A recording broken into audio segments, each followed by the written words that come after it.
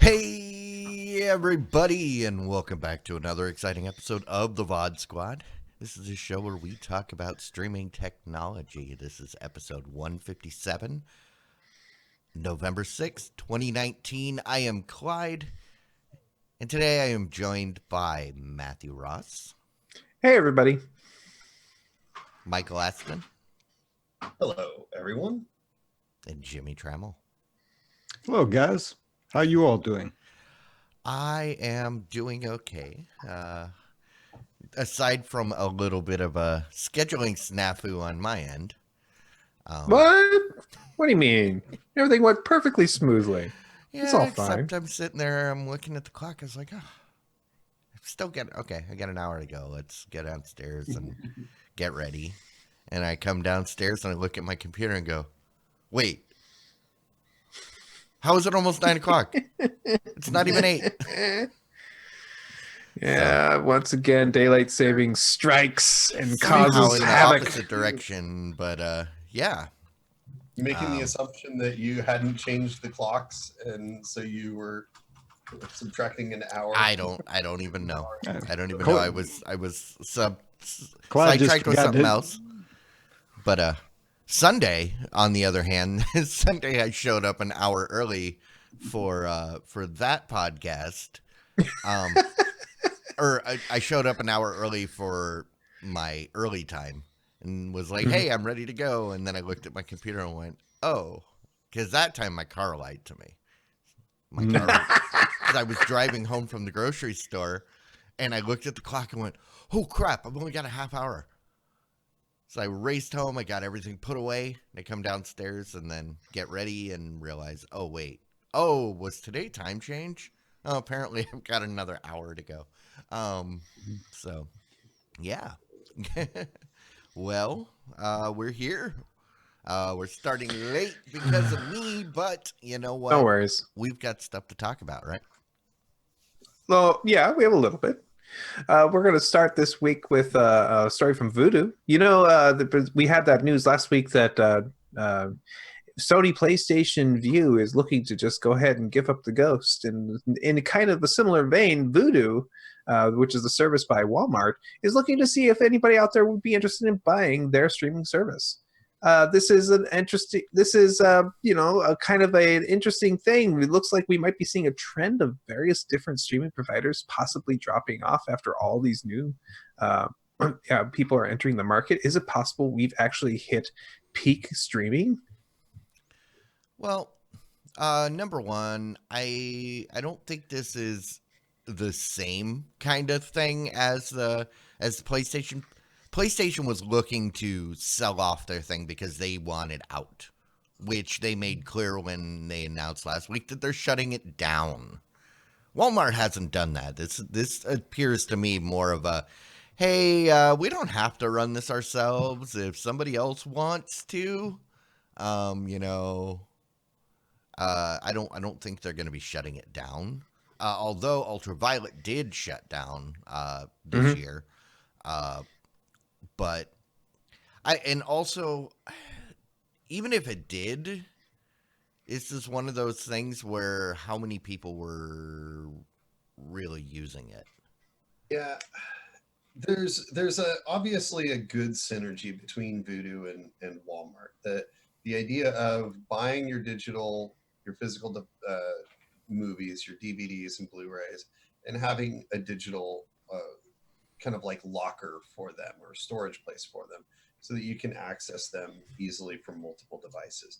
That's what Voodoo offers you. And so it makes a lot of sense. You get the free Voodoo capable digital copy with a lot of the movies and stuff. So, it made sense for them because a lot of people, maybe not quite most yet, but a lot of people, and I think probably most, are consuming a large portion of their content digitally. And so when you look at something like this, it makes sense to be with them, but it doesn't necessarily make sense for them to own it, right? Like they want to take advantage of it. They want to be able to encourage it, but why does Walmart have to own it and manage it? Are they a tech company? Is this really a logical synergy for their business? Probably not. You know, they have a big enough tech department that they've been able to handle it, but yeah, makes sense for them to get rid of it, divest from it. And I think it's also becoming a weaker thing because you have other solutions like Movies Anywhere that you get free with all of your Amazon and Disney purchases and stuff like that. Yeah, I mean, back in the early days, Vudu made a lot of sense because it was essentially a platform agnostic alternative to the other stores, because you don't have to buy physical media. You can, if you want to buy or rent, you can directly through Vudu, and then you don't have to worry about whether or not it's available on your platform. Like, you know, if you in those early days, if you bought something from iOS, they wouldn't necessarily, in the Apple Store or the Google Play Store or whatever, you couldn't be guaranteed to be able to play it on the device that you want, you know. And then you really had to worry about the silos of, oh, well, if I get it from Amazon, I can watch it on, you know, this platform, but if I get it from iOS, I can't watch it on my Android TV and blah, blah, blah. Those days are pretty much long gone. And I mean, content is now more available everywhere. That being said, I've seen a lot of commercials per Vudu this week. Probably because I've been watching a lot of the Roku channel today or this week. So I've been seeing a lot of commercials. But I don't remember ever seeing commercials for Vudu until recently. But yeah, I'd be interested to see where this goes. But I mean, yeah, if someone wants to step in and partner with Microsoft or with Walmart, I don't see that necessarily as a bad thing. This is yet another chance for somebody small to get in and get a good name for themselves, you know, and say, "Oh yeah, we have all the Vudu stuff," or we got all of them moved over to our service. This is a great chance for a smaller tier company to get into at least the middle ground. I don't know. Yeah, we'll see. Yeah, we shall. That's okay. Hey, AT&T is introducing some new unlimited phone plans, which usually isn't a thing we would really talk about here, but their top tier option, which I believe is called the, what did they call it? The Unlimited Elite Package, includes HBO. And after it gets announced, they get debuts, it will also include HBO Max. It'll switch over to that essentially. That's amazing, except for the fact that you know, they used to have a plan that included AT&T TV, right? AT&T TV Now. What's the stupid name of it? DirecTV Now. DirecTV Now. That's right. But they used to have an option that included that. They had offered it for like at one point it was $5 or $10. Yeah, it was like $5 a month. But no, that is no longer an option. They've now moved over to this HBO plan. Mm-hmm. Well, I mean, they have. See, and I don't get that because they stopped offering that the DirecTV Now thing a year ago. That's why last year in November, I couldn't get it anymore at my discounted price. That's right. But yeah, this is basically what we were talking about last week, and the fact that right now, or for the last couple of years, AT&T has been offering HBO as part of your unlimited, and they were very clear that this is forever. This is not a we're going to take it away at some point. And I always wondered how are they going to find a way to weasel out from under that? Which we did. We talked about last week where they said, hey, if you'd like, you can give up your HBO and get a year of HBO Max. let's say AT&T. a lifetime of Yeah, HBO for they're 1 using year. HBO Max to get themselves out of the HBO Forever, because if you choose to give it up, they didn't take it away from you. They just gave you the option. So yeah, the Watch TV, that was different though. That wasn't the DirecTV or AT&T Oh, TV wasn't? now. No, Watch Oh, I could have swore it TV. was. If I remember right, Watch TV was, I'd have to look at my phone, was an app that you could just like watch regular content, but I've never used it. So let me get this straight. AT&T yet had another streaming service. No, How many I did they think have? that was the Watch TV was part, if I remember right, was Direct like TV, one is in the Direct Uverse TV now. family. HBO Max, Uverse. I'm sorry. It seems like a huge number of streaming options. Yeah, it's ridiculous. Come on. So maybe it's a good thing. Yeah. So I don't know. I don't even know what to expect now. So would you go for AT&T if you knew that as part of your AT&T your phone bill you would get HBO Max? You think it's worth it? Is this the kind of thing that might make you move over? But you're from only going to get your it free. favorite? You're only getting it free for a year. Okay, just asking. Do you think it would be enough to make you move? I mean, it's one of the free HBO is one of the many reasons I'm still with AT&T. But let me get this right. So you don't get both, right? So when the HBO Max comes out in May, you have to choose one or the other. Is that right? And if you, let's say I've already opted into the HBO, free HBO. I've had that for a year plus. When that time comes, I have the option to switch. The new people signing up probably aren't going to have that option.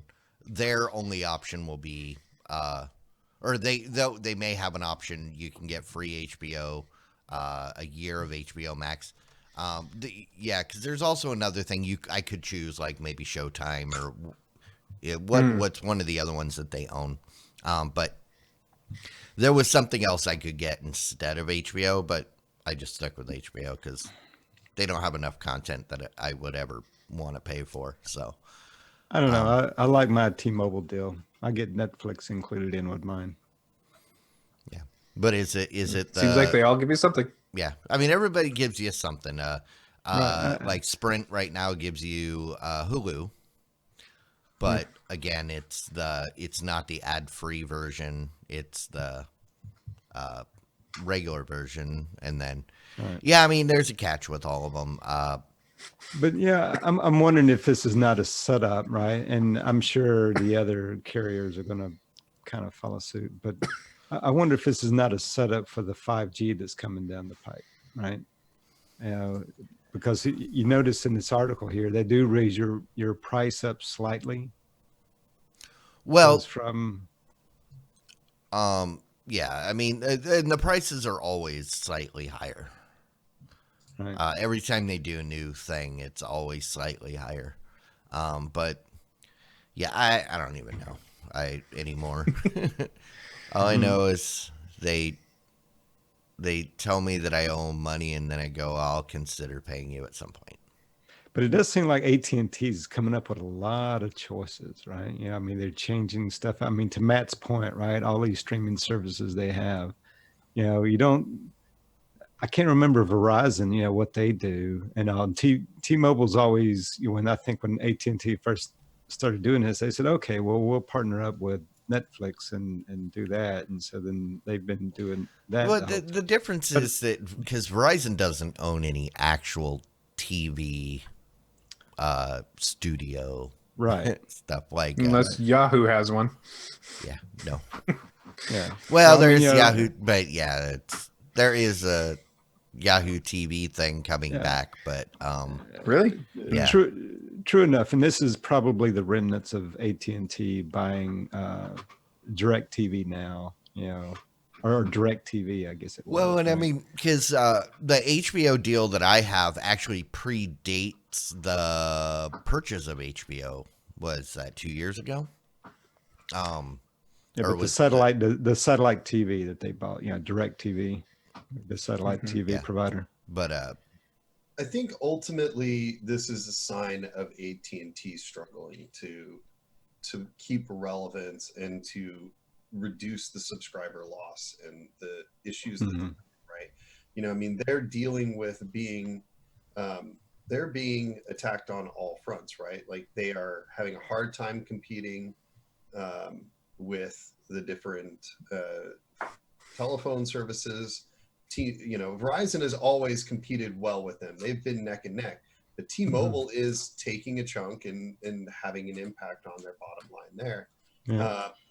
On the video front, right? They picked up DirecTV. They've always had Uverse and stuff, and they did the 63 different streaming service options that they've done, and they're trying to maintain relevance of an entire half of their business, the cable subsidiaries, and that's very challenging in this day and age to keep that relevance. And so they're logically tying it into this phone service, which is where they're still doing well, right? Like they're still Mhm.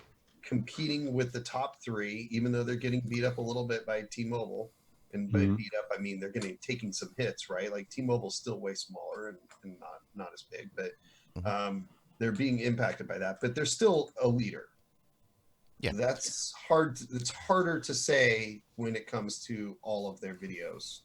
TV. one thing I will say is to the detriment of AT&T, they always seem to make acquisitions at the wrong point in that company's history. Like they got DirecTV right before DirecTV became irrelevant. They bought HBO right before the only show anybody watches on HBO wrapped up, being Game of Thrones. And they're like staring down this void of everything that HBO is planning to put out here is, maybe good critically or whatever, but it's not all encompassing as far as appeal. Right. Because that new Watchmen show, I was interested in it. I have made 3 or 4 attempts to get through the first episode and I keep falling asleep, so I'm out. The other one that's coming out, The Dark Materials, not interested. That new Silicon Valley, it just, the new season started. It's the final season.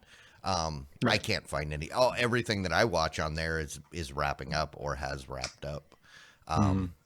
And I don't really know. It's just AT&T always seems to buy stuff right before it dies, and it acts like an anchor to them. Yeah. But Well, yeah, I mean, they lost almost 10% of their subscribers in the last year. So, from 25 million to just under 23 million.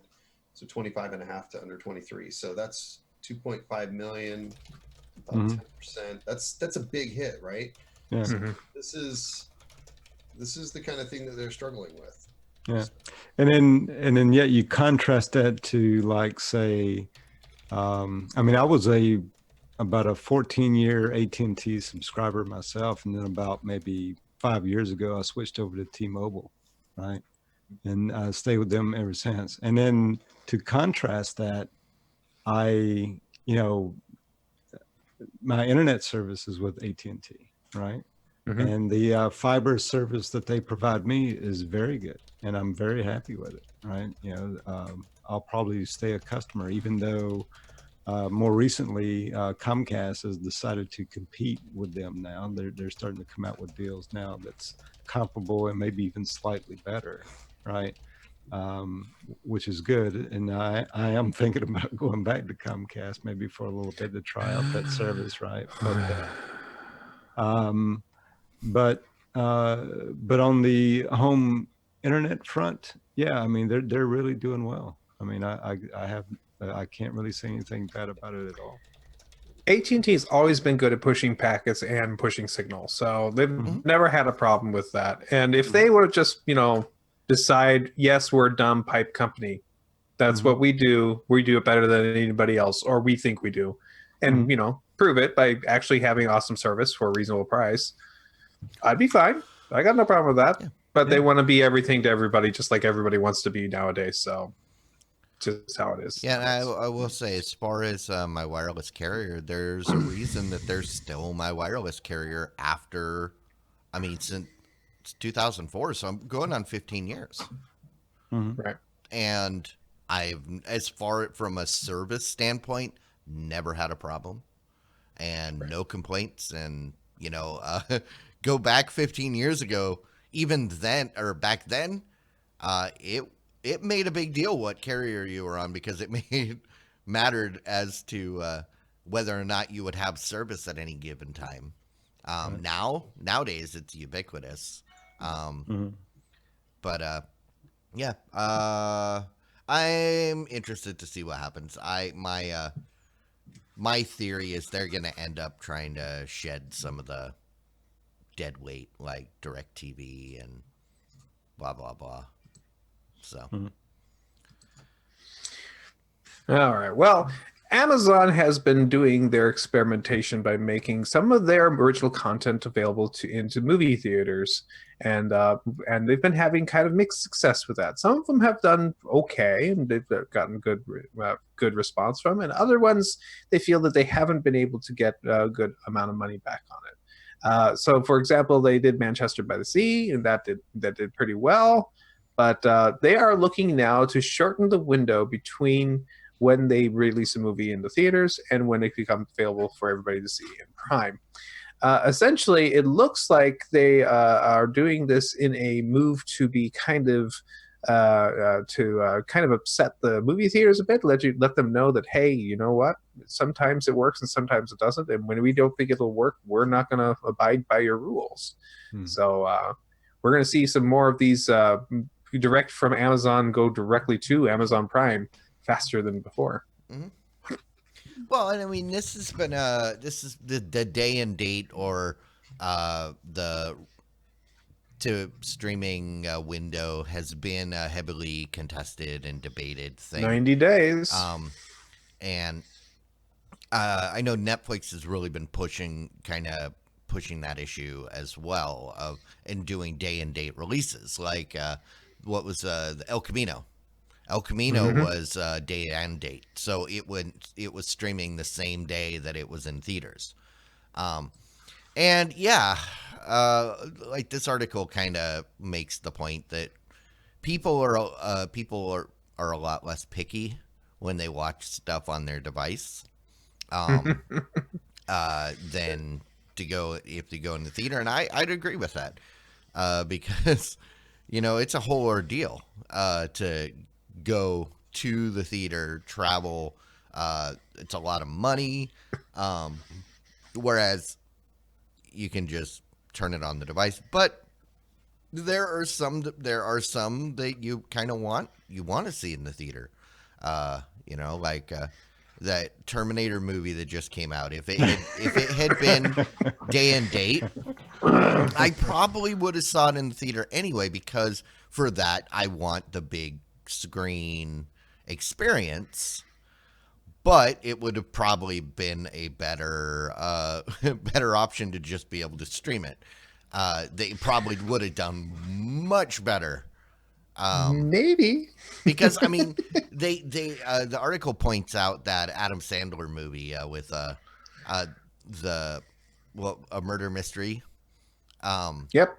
Which is the perfect example of it. It racked up more than 30 million views during the first 3 days of its release on Netflix. How many people would have seen? How would it have done in the theater? Probably not as well. No. And Even I mean, even bad things can do good. 30 million views, right? Like, Yeah. if you assume a ticket per person, that's like $300 million in sales. Exactly. That would be absurd. Exactly. Yeah, but And you know for a fact that that all those 30 million views did not be a single pair of eyeballs. So No. it's Yeah. probably more than that. exactly right. So Yeah. I would say, I mean, the thing is, obviously, there's a huge difference in the barrier to entry, right? Like, you're not paying extra to see it on Prime Video or on Netflix. You're in your house. The time is easier.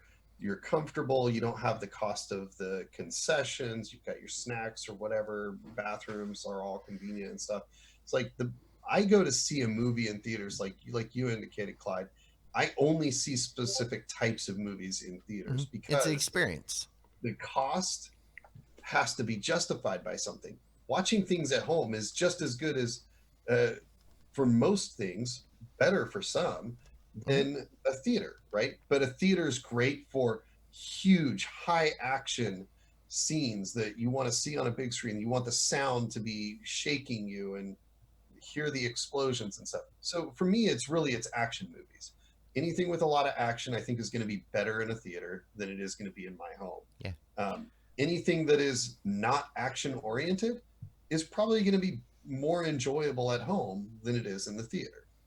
I would say anything that you really want to lose yourself in the movie, then in the theater makes more sense. Because if you're in your home, you can be comfortable with your lights on versus being forced to be quiet and watch the movie in a dark theater where you can literally disappear into the movie and it become it suspends your disbelief for a little bit, and that can be a really wonderful thing for theaters. Yeah, I think that's actually a really good point. Yeah, that's that.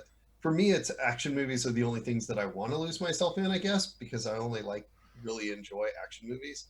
But Sure. that's a fair point. You know, if you want to lose yourself in the show, go to the theater. If you just want to have a good time and relax, then watch it. And the perfect example would be last summer.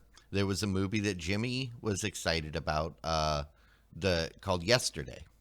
And if we go back then, my prediction was it may be a great movie, but people aren't going to see it in the theater. This is the kind of thing that people are going to wait to see to stream it. Yep. And Yep. Jimmy waited. He streamed it on an airplane, and it was a great movie, right? It was. It was. Great it movie. was a great movie, according to him. And was there anything lost by not seeing that movie in the theater? No. Yeah. No. But there are movies like I completely would have regretted it if when Tron Legacy came out, I actually saw it on the actual real IMAX screen down at the zoo. Probably the best way. And I would have regretted it had I not. I saw that one in 3D. Yeah, and it was 3D. It was 3D in that 20-story tall screen. Or like and it was awesome. Doctor Strange. That was another one where I saw that one in 3D, and I was like, "This is the best movie ever to see in 3D." As the buildings are all warping, and kind of like Inception would be a pretty freaking sweet 3D movie. That certain things are just better in theaters. Yeah, but not everything. And the fact that this stuff can't be considered for awards, it's not considered award worthy if it hasn't been in a theater long enough. I think is absurd, and that's archaic and needs to go away. It is completely artificial, and it's something that probably will be addressed soon, I suspect. Yeah, it's just a matter of time. We just have to wait for Steven Spielberg to die, and then that might be it. Steve, can you hurry up and get on that? All right. Moving on. If you guys remember, we recently mentioned that Hulu subscribers were going to be able to download and watch their shows offline, and that feature was something that had come to iOS, I believe, last week. It is now available for your Android and your Amazon Fire OS devices as well. So you are now going to be able to download up to 25 shows or movies on your Hulu device, a device that has the Hulu app from with a Android operating system, and you will be able to watch it offline. It will be required that you you are subscribed to the $12 per month version of Hulu with no ads, though. This is good. This was one of the things that they had announced a while back was going to be available with the new version, the new updates to Hulu, which included the ability to rate your favorite or the shows, whether you like them or not. I saw this recently, and again, how is this not a thing before? Why isn't this already a thing? Yeah, I mean, because we've been stuck with, Netflix for the longest time was the only one, but yeah. So now you can download. Before I get on the plane, I can download a couple hours worth of Amazing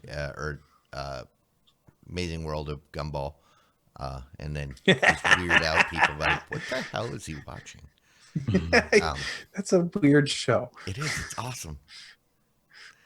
But but no, but actually, it hasn't been that long. You've been able to download your shows from like Netflix, which I think was the first company to really do it. It's been maybe 2 years, but yeah, because it was that's not that long. Not last CES, but the CES before I got to try it out for the first time. So it's not actually that long ago. I'm surprised. So. No, but when you go back to the beginning of Hulu and Netflix, it's been a long time. Yeah. So since that before this was an option. So. Yep. Okay. All right. Well, NBC's got their upcoming streaming service called Peacock, and they have been saying for a while that it is going to be ad supported, but it looks like it's going to be confirmed that ad supported model is going to be a zero cost model for most users. They are talking about all the various new things that they're going to be putting into Peacock, from things like Punky Brewster, Battlestar Galactica. So it's an interesting way to go, because everybody's got a paid cost to get a streaming service, and NBC realizes that they could probably easily enter the market by basically saying, hey, we give it to you for free, you just have to watch ads. Yeah, and I'll keep saying it, I am more than happy to see more ad supported options. I've been watching a lot of Roku channel, because there hasn't been any new anything in forever, and I'm kind of bored. But yeah, I'm sorry, Clyde. Because I can't imagine a scenario where I would want to pay for this service, but I could see where I want to, maybe check out a show or revisit a show, and I'm willing to sit through a couple commercial to do it. Yep. Even if it's lots of commercials. Well, I mean, you look at it this way, you pay for cable television and you see commercials there. At least this way you get it for free. This is like getting it over the antenna without the hassle of having to set up an antenna. Exactly. And knowing what time stuff is on. I find myself having a hard time watching anything with ads now. So me too. I don't know. I mean, I put up with ads on the Hulu TV stuff that I record live, which drives me crazy. Mm-hmm. And it frustrates the crap out of me, especially since I pay for ad-free Hulu. But the live stuff has fixed ads that are timed, and you can't fast forward through them. It's the most infuriating thing. And I look forward to when the football season ends so that I can cancel Hulu TV because of that. Ads, if it wasn't for Boise State football, there is no way I would put up with ads on anything. it's just frustrating as all heck. The ads are awful. Like It's almost like they're trying to sell me something. no, It's they're not. annoying. I get the it. problem with ads is that, to me, I don't mind them trying to sell me stuff. I am frustrated by the fact that they're either poorly done or and not production wise, right? Like production's absurd. Implementation. Everything implementation, or it's the same freaking ad that I saw 600 times already. Give me That's a the freaking one. break. I don't want to see the same ad that I saw like the last commercial 3 times. Yeah. It's every ad break every 5 minutes, and it always includes the same 4 ads in different order. yeah. And as Big Boys Jay points out in the chat, it appears if you are a Comcast broadband customer, Broad you bastard. may actually get this for free. So, Battle of the Broadbusters. yeah, broadcast. But yeah, no, if you pay for Comcast, you may actually get this service free. So that could be a plus. Isn't it already free? Not the paid version, Okay. the commercial free version. Right. So hey, guess what, guys? You have this option available to you to watch the NBA games if you're interested, if you're into basketball, and you've had one for a while called League Pass, which is a nice little. Yes. No, go ahead. And so NBA is now introducing a new service, which we called NBA TV, which is going to be a lot less expensive, which won't necessarily have all the different games, but it will have about 100 of the games in out-of-market games for you to watch. This is going to cost you $6.99 per month or $60 per year. So this is yet another way for you to get your basketball game going, especially for those out-of-market games.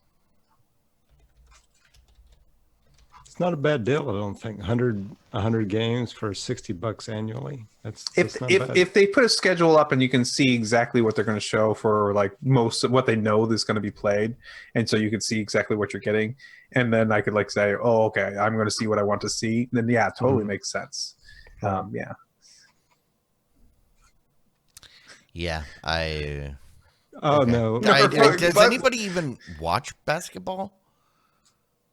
And when it gets to be playoffs time, I'll watch it. Yes, there are plenty of people who watch a lot of basketball, especially people who used to play basketball. They tend to continue to watch it when they get older. Yeah, I know it. Not me. They've always had popularity issues, and like even up into the 80s, like they were almost gonna collapse as a league because they had no, there was no buddy watching. And they finally were able to get some back in the 90s, were able to get some popularity due to shoe deals. But I know that popularity's been waning and they've been kind of teetering on the brink of, but it was when they had the dream team in the 92 Olympics. That's kind of when it took off. Michael Jordan, Magic Johnson. Well, I mean, if you watch, there was a documentary about the whole battle that Michael Jordan had because the NBA wouldn't let him wear his signature shoe because of branding stuff. But they in that story they tell the story about how basically the NBA had to kind of give up because they were already barely surviving as a league.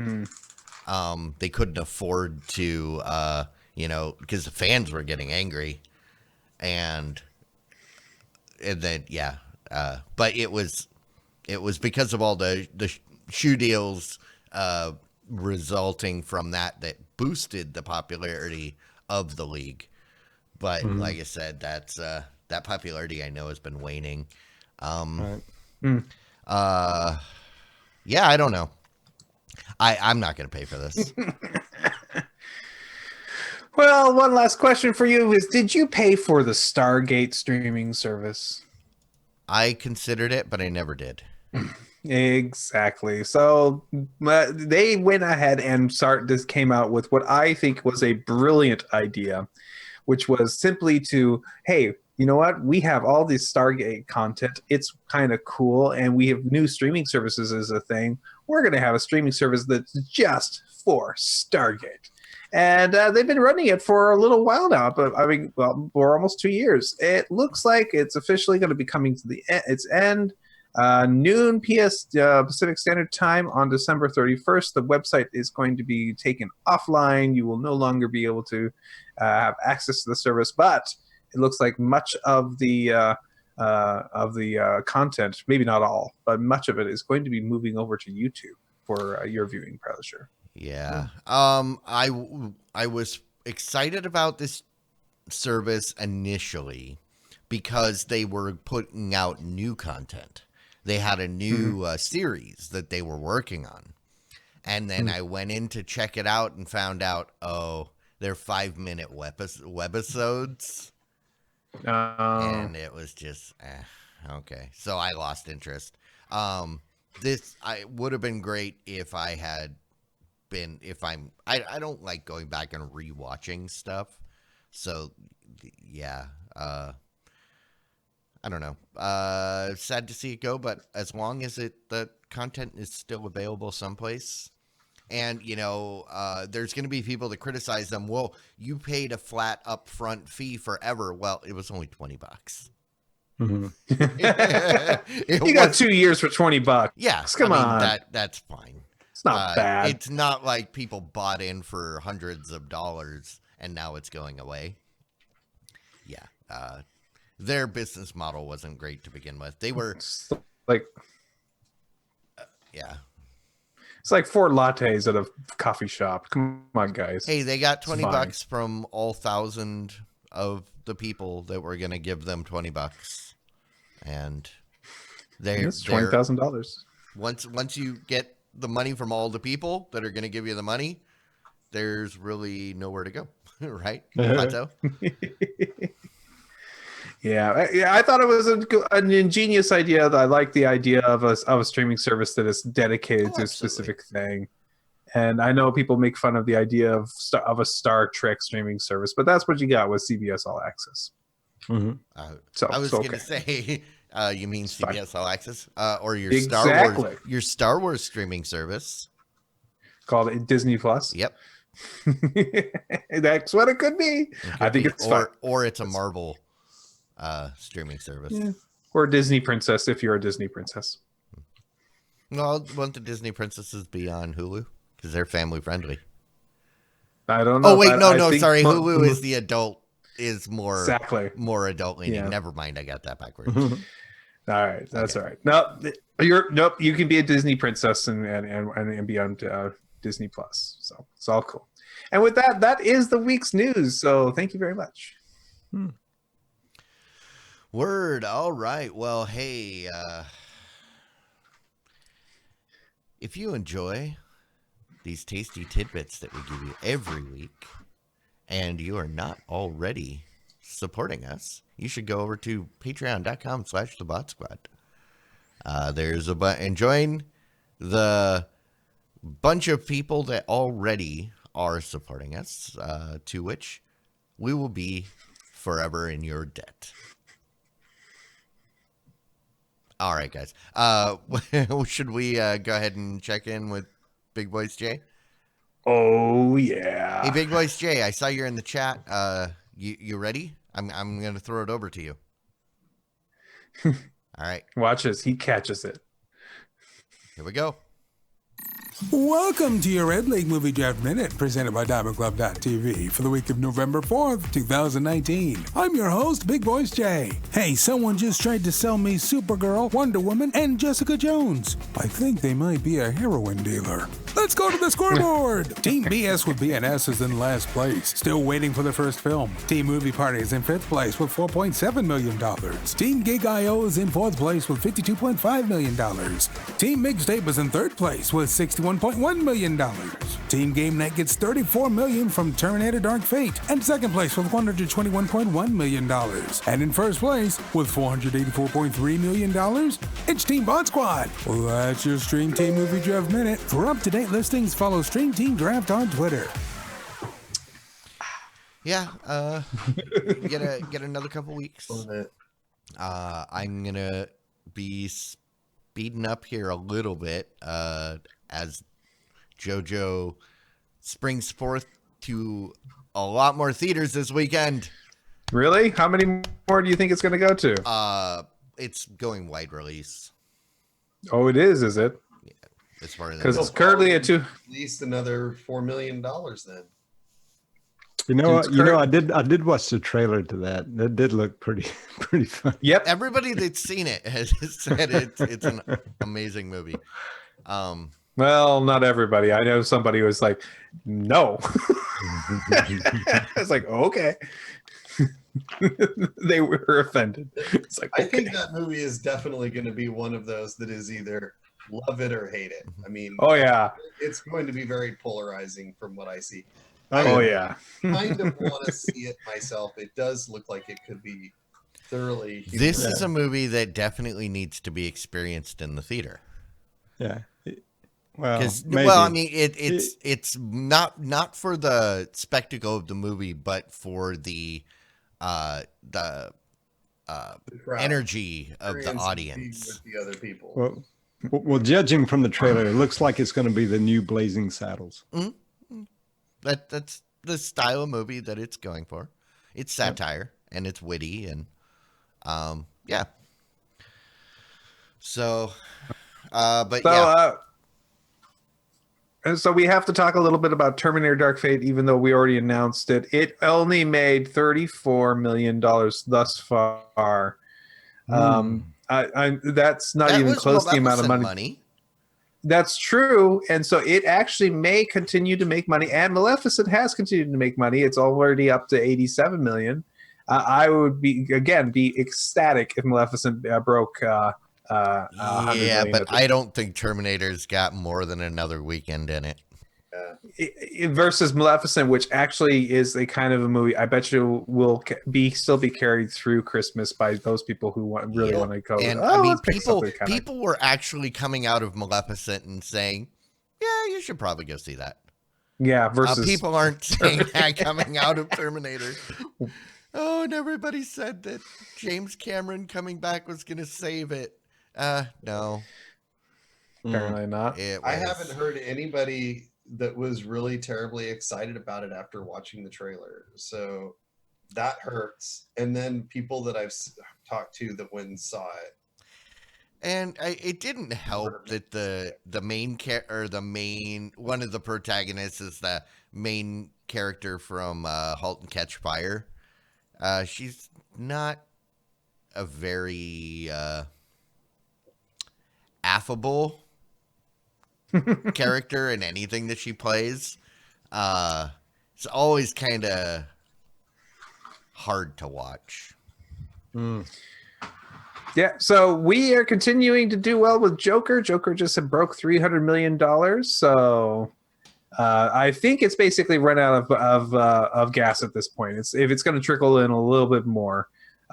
We still get money from Maleficent, and Parasite amazingly still may start to keep trickling a couple $1 million every weekend as well, which is actually amazing. I'm looking at you, Jexy, you failure.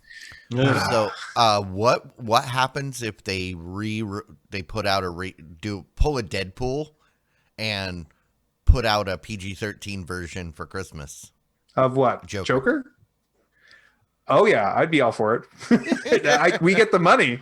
We should get the money. I think it's just a re-release at that point. Well, no, it's because like historically that didn't, because it was a separate movie, and usually that was the Deadpool Christmas movie was released in the next season. That's true. But So next week we're going to have 3 movies coming up. We have one of yours with Playing with Fire.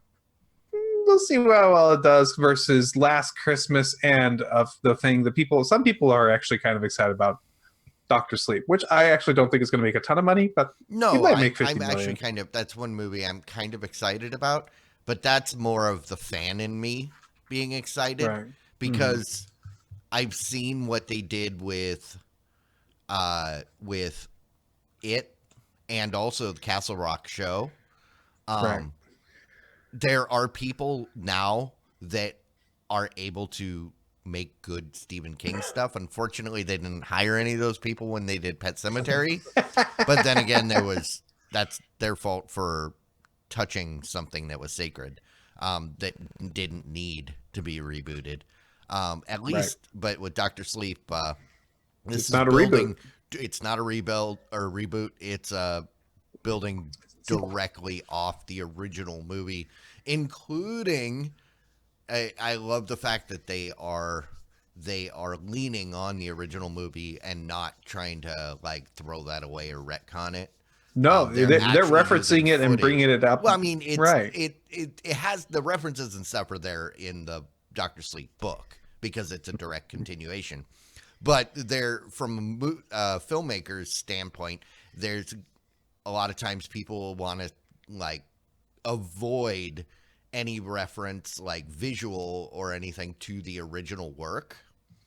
Whereas this one, they're actually like doing flashbacks and Right. very, very working very close to make it seamless with the old one, which I think is the treatment that it deserves.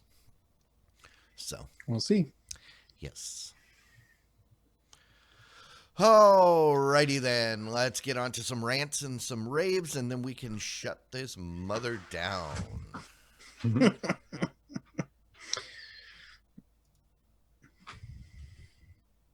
All right. So, rant, rave, what you got? Well, I know that none of you have heard of this movie that is out that is absolutely outstanding. Everybody should go see it. It's called Maleficent, Mistress of Evil. Never You heard of it. Love it. It's amazing. It's the best movie out right now.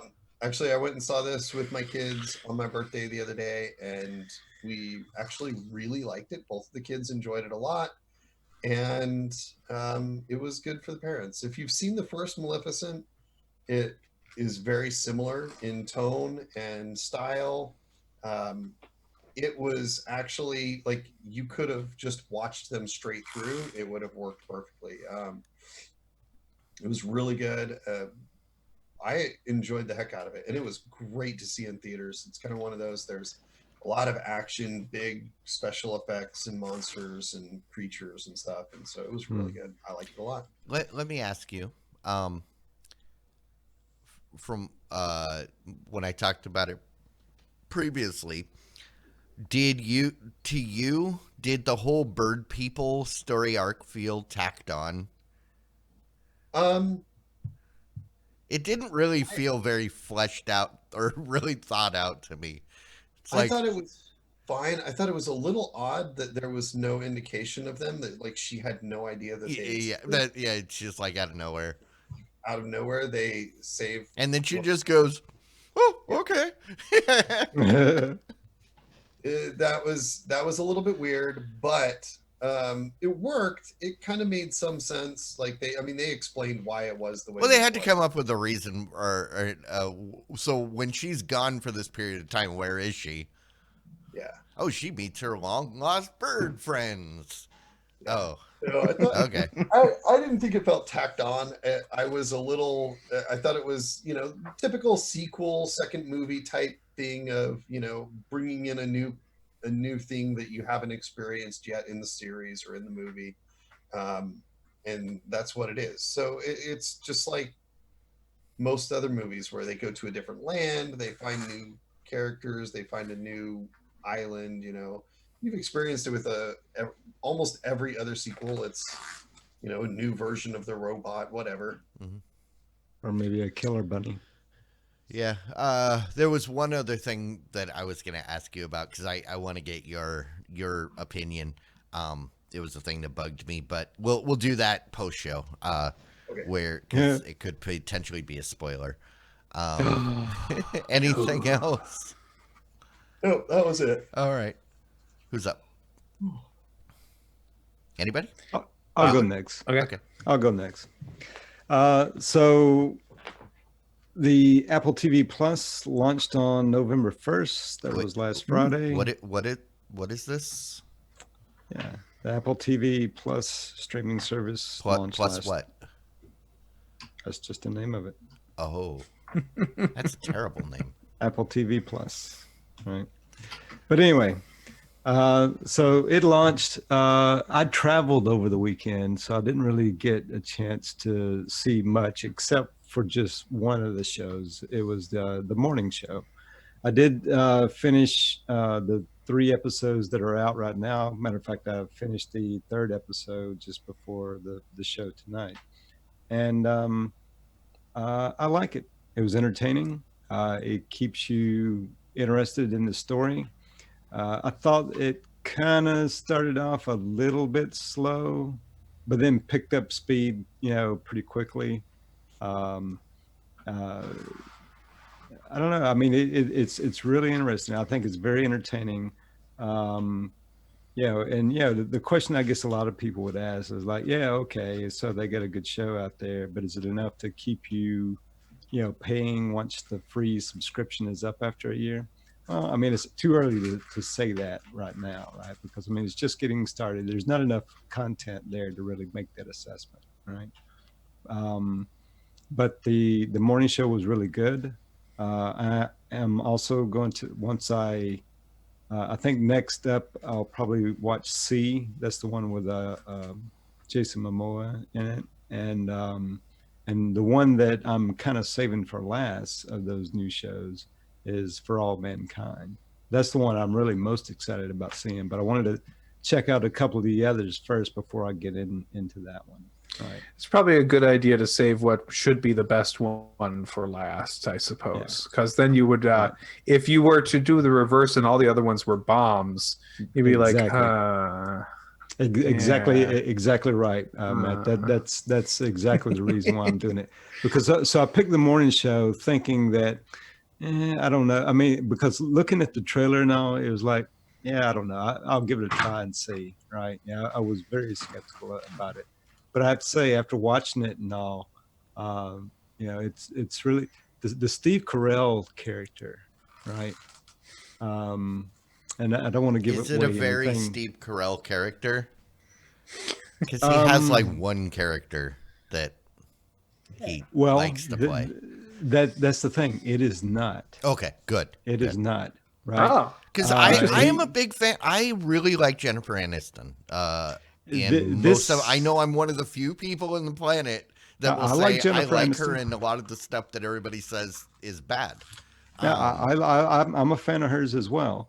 And what I'll say is, in this show, you see there's a lot of like office politics that are involved, right? So and there's always Is it funny, or is it just straight up like it drama? is not funny at all. I'm not interested. It's not funny. There's a lot of F-bombs that are dropped. Okay. Right? So it's like The Wire in Apple Land. I guess I never. People have actually compared it to the show The Newsroom. That's what I meant. That's what I meant. Not The Wire, the Newsroom. Right. Yeah. But it's it's and Steve Carell's playing. I'll say this. Yeah, you would expect a little humor in what he does, but there's none in this role where he's playing. Okay, I'm completely out then.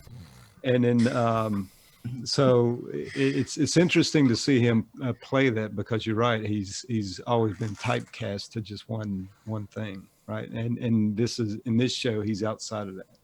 So and also too a cameo appearance by Martin Short is in there. That was in the 3rd episode that I saw tonight. Okay. Right? Did he play himself? No, he did not. Oh, No, he also was outside of his normal roles. okay. Right. So it sounds like So, they took a whole bunch of funny people and said, Be dramatic. "You can't be funny." Sounds like they're in the back. Well, I mean, this is not a funny show. This is a show to where, I can't really say a whole that's my lot point. without. That's my point. They took a whole bunch of people that are known for being really good at being funny and told them, "Hey, we're going to cast you, but you don't get to be funny." Well, I mean, it's a drama. Yeah. Right? I mean, this is a drama show. It's not a comedy. Exactly. Right? But So I mean,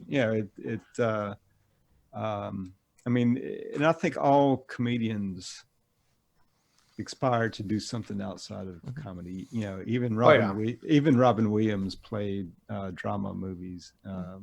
As a matter of fact, he won his Academy Award in Good Will Hunting, which is not a comedy at all, right?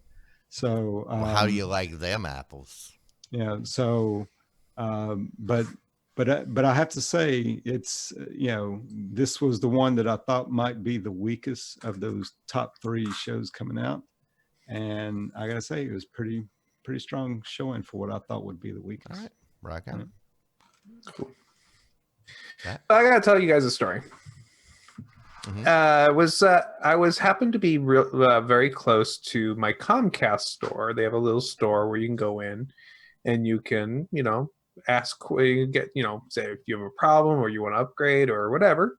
And so I walked in and said, "Hey, I got just a question whether or not I can get gigabit over my Comcast cable." And they said, "Oh, you're going to have to wait in line 20 minutes to get an answer." Okay. Good news. That's how they work. You get in line to ask your question. So they said, "Well, what we can do is we." So what they said that what they would do is they would actually get my text number. They already have my text with my phone number, so it's no big deal. And they would text me when I was next in line, and because then I could go next door and be with the fam for a little bit while it was going on. So I was with the fam for a little while, and they called me, and then I got my text saying, "Hey, you're next in line." So I went over and sat down and waited for them to call me up, and I got up there and I said, "Hey, I just want to know, right now I have your 400 megabits per second internet connection with 12 meg up, and that's okay.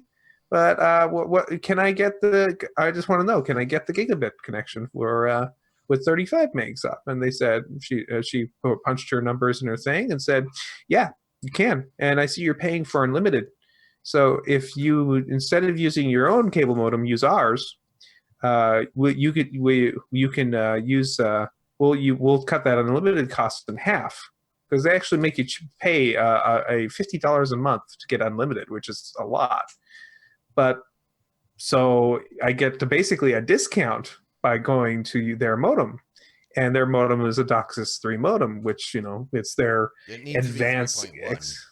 Excuse me, theirs is a 3.1. Oh, okay. Yeah, and I was just at the Costco, and there was a DOCSIS 3.1 modem there for sale from Netgear, and I've had my Netgear cable modem for forever and haven't had a problem with it.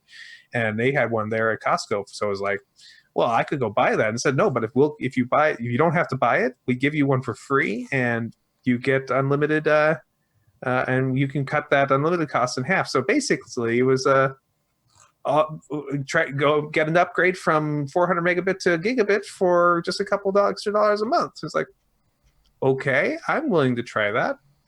She said, okay, just a second. She gave me the new modem, said, take it home, plug it in, do a speed test, see if it works.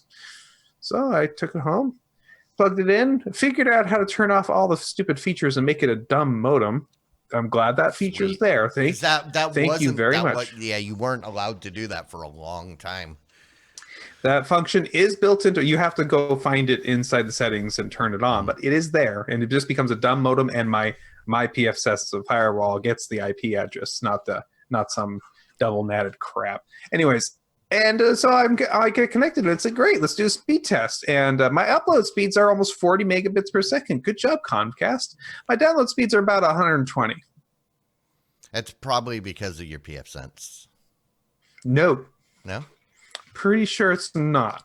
Because and that was the problem that I ran into, that I was running into with specific hardware. Plug your computer directly into the modem and then do your testing. I was probably going to do that tonight. Yeah. And do that. I've also... Because the problem is I when don't- you're running the firewall, if you're doing any kind of deep packet inspection to identify, that will drop it significantly. I'm not, though. Yeah. Anyways, so here's where it really gets weird. I didn't get it, so I called Comcast. Their automated system says, due to the errors we're seeing in your modem, we think a reset will fix it. Okay. It resets it remotely. Doesn't fix it. So I call back. Did that fix your issue? No.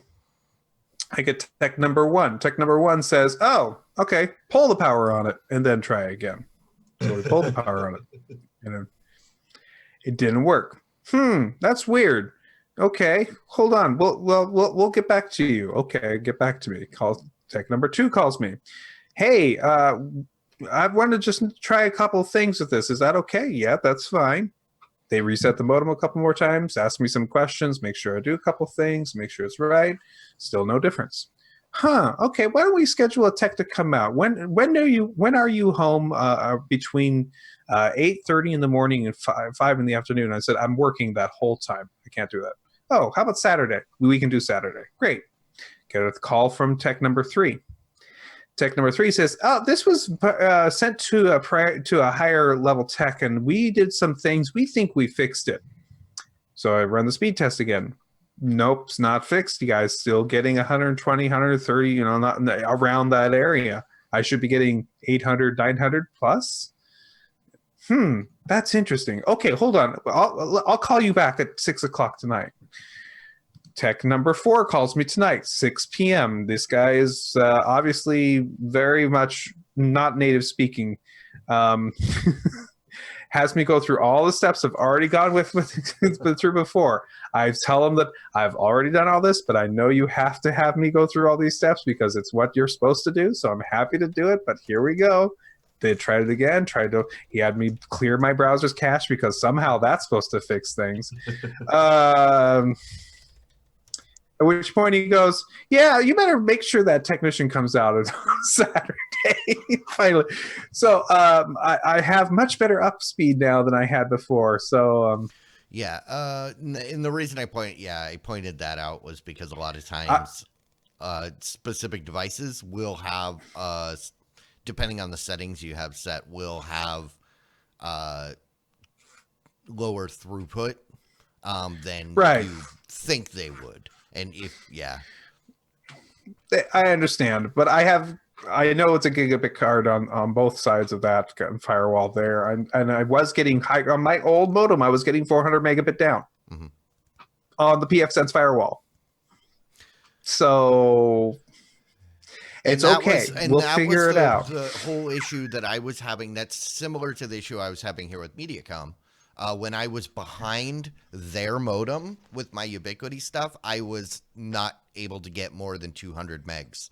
If I plugged my computer directly into their modem, I would see 800. I eliminated their modem from the whole picture, and now I'm getting 800 megs. Because they said, "Oh no, it's Ubiquity has a thing," and it's no. Well, yes, if I turn on deep packet inspection, which I use, it's got a limit. There's gonna be some latency because it has to take time to identify the packet before it passes it. But yeah, it's we'll see. Yeah, good luck. Well, and then all right. Well, I'll keep this short and just say I took a trip on Sunday, and I visited a show called Squid's Mixtape. And I highly recommend everybody go out there and check out that show going forward. You don't need to watch my episode. I showed up, I set the place on fire, I flipped all the tables, and then but so sorry, Jay. But no, it's a lot of fun. If you're a fan of music, and like to discuss music or yell at people about music, or argue loudly, watch them live, because you can do all that stuff from the chat room. If you can't watch them live, head on over to ritualmisery.com, or actually no, they're at squidsmixtape.com, right? He's still putting out fires. Music and chicken, that's what we do. So yeah, squidsmixtape.com. You can see past episodes, and they go live pretty much every Sunday night around 6 p.m. Central. As Jay would say, the only time zone that matters. So, alrighty. Well, unless anybody's got anything else, I'll go ahead and wrap this thing up. Thanks everybody for hanging out with me tonight, and Sure. those of you that showed up in the chat room, we love you. We appreciate you being around. Stick around for the post show. We will be voting on those titles. Head on over to tvs.showbot.tv. If you're watching this after the fact, you should come join us live. We do this every Wednesday night, 9 p.m. Central, here on Twitch. You get to submit titles. You get to make fun of me when I say stupid stuff, like Or when he doesn't say stupid enough, you can make fun of him something anytime. very stupid that I started to say on Squid's mixtape. I wonder if they're going to edit that out. It's KFC related. Jay knows what I'm talking about. But we don't do any editing on this show. It's live. We just roll with it. So, but yeah. This is a finely polished production of the highest quality. I think no matter how you polish it, a turd is still a turd, right? Alrighty. And on that note, we are number 2, right? Oh, no. I will bid thee adieu. We will check you again next week. And if you're not going to be there in the post show. All right. Bye. Bye. Bye. Diamond Club hopes you have enjoyed this program.